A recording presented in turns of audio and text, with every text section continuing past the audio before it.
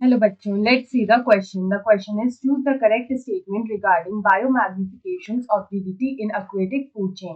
तो हमें यहाँ पे 1 to 3 स्टेटमेंट दे रखा है और हमें बताना है कि कौन सा स्टेटमेंट यहाँ पे करेक्ट है regarding the biomagnification of DDT in an aquatic food chain.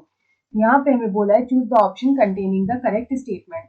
Option A is 1 and 2, option B is 1 and 3, option C is 2 and 3 and option D is 1, 2 and 3.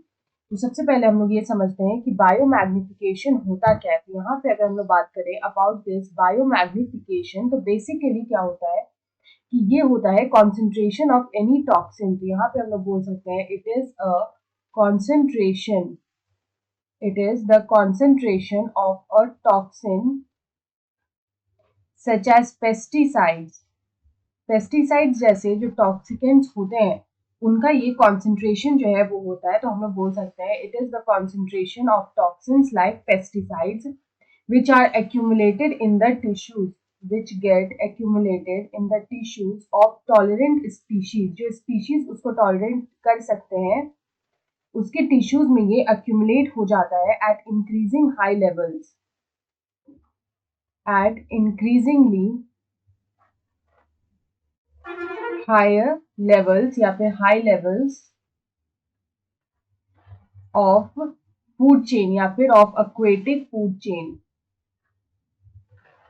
तो इसको हम लोग बोलते हैं बायोमैग्निफिकेशन. अगर हम लोग यहाँ पे बायोमैग्निफिकेशन के बारे में अदर बातें करें तो हम लोग बोल सकते हैं कि it is seen only up the trophic level. इनको हम लोग ट्रॉपिक लेवल में हायर लेवल्स पे देख सकते हैं.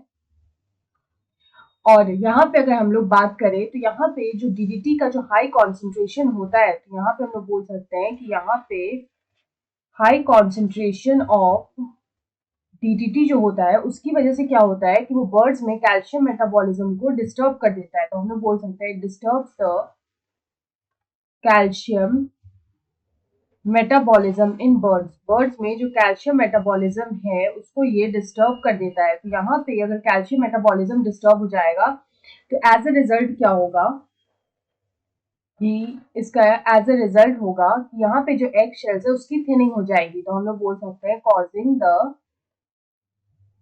Thinning of egg shells. Egg shells जो है उसकी यहाँ पे थिनिंग हो जाएगी बिकॉज वो कैल्शियम का बना होता है.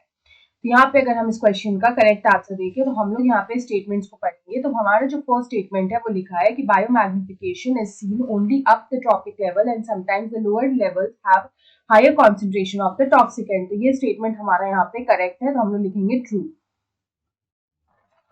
उसके बाद सेकेंड स्टेटमेंट है कि higher concentration of DDT disturbs calcium metabolism in birds causing thinning of eggshell and premature breaking. तो ये भी हमारा स्टेटमेंट यहाँ पे ट्रू होगा क्योंकि बर्ड्स में यहाँ पे कैल्शियम मेटाबॉलिज्म डिस्टर्ब होने की वजह से हमें ये केस यहाँ पे देखने को मिलता है. उसके बाद थर्ड स्टेटमेंट है कि carnivorous fish have more concentration of DDT than the water itself are consumed by humans. तो ये स्टेटमेंट हमारा यहाँ पे फॉल्स हो जाएगा क्योंकि जो कार्निवोरस फिशेज है लिखा है कि they have more concentration of DDT than the water itself. ये गलत हो जाएगा क्योंकि वाटर में ज्यादा कॉन्सेंट्रेशन ऑफ डीडीटी होता है. तो यहाँ पे अगर हम देखें तो हमारा दो ही स्टेटमेंट यहाँ पे करेक्ट है which is 1 and 2. So option A में दे रखा है 1 and 2. So option A is the right answer. I hope you understood it well. Best of luck.